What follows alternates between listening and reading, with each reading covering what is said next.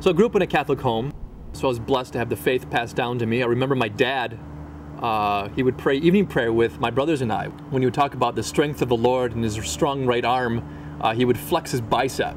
And I would look up at my dad, and I would just look at him with wonder and awe.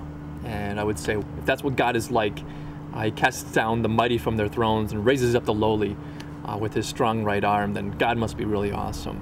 We would go to Mass on Sunday, and it would appease our conscience, our obligation, our duty to go to Mass on Sunday, and the rest of the week was ours. My brothers and I, we all played hockey. We're all very good at sports growing up, and hockey for me was my idol.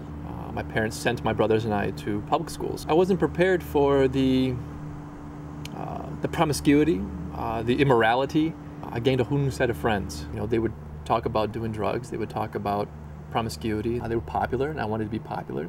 You know, I wanted to fit in. I wanted to belong, and so I did what they did.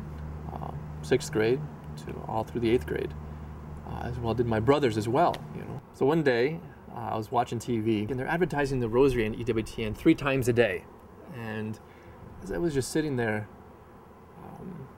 just imagine my heart is like a rock, and for the first time, God's chisel of mercy struck it, and a crack was formed, and his light touched the center of my heart for the first time. And I just cried. I didn't know what it was. I didn't know where it was coming from. I just knew that it was more powerful than anything else I had experienced in my life. I wanted more. And so 3 times a day with EWTN for 3 months, I prayed the Rosary. I did it in secret. I didn't want my family to find out. One time my brother did catch me and he started kicking me while I was praying the Rosary.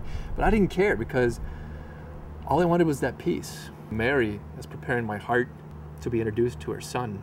And it was after doing that for 3 months that I found out that my grandparents signed us up for this youth conference. I don't even remember what the talks were about because I didn't care at the time. Saturday night, what they do is you have 3,000 teens in a tent with praise and worship music on the stage, and the priest goes up and down the aisles with the monstrance, with Jesus and the Blessed Sacrament. The priest, every step that he took closer to me, it was like a step closer to the Son.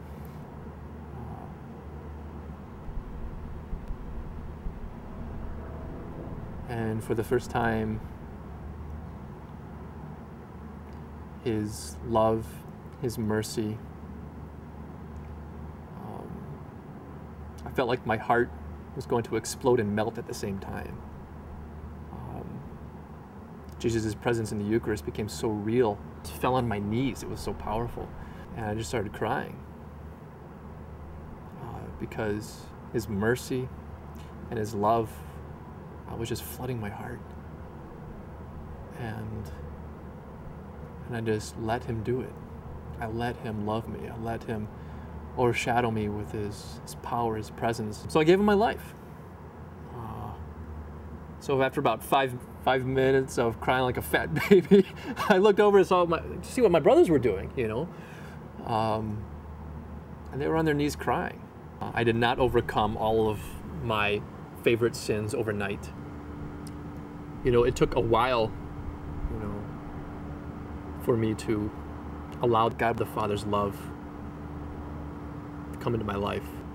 But I began to see him as the loving, kind, gentle Father who at the same time is a ferocious lion, you know, looking to devour us with his love.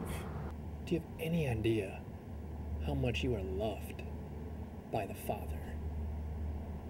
And there is nothing you can do about that. There's a person standing right here, overshadowing you right now, looking at you with his furious love. I saw that time, now in retrospect, when I met Christ in the Eucharist in Subinville, as the Father embracing me with his love. You know, the prodigal son said, you know, Father, hire me as one of your servants, when in reality his identity as a son is what the Father wanted to restore.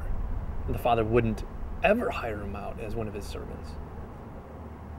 So to know that that's how the Father always looked at me, as a precious son, and that there's nothing I can do about that. If you want to live on the edge, you know, ask Jesus first thing in the morning, what do you want me to do today? So I give Christ, the first fruits of the morning, daily mass. Without the Eucharist, I wouldn't have the strength to do what I do every day. And my constant relationship with Mary. I wouldn't be here without Mary. The rosary, without the rosary, most people hit a brick wall in their relationship with Jesus because they don't know the greatest disciple. So if I were to say anything to anybody, wanted to hear anything, there's so many voices in the world. There's only one voice of truth, and the truth says that you are precious. The Father loves you, and He invites you to a life that far surpasses any kind of relationship you could possibly have here on earth with any other human. And that it's free. It just costs you your life. Because it cost Him His life. So be bold. Don't be afraid. Give Him your life. And you'll experience a joy that is worth dying for.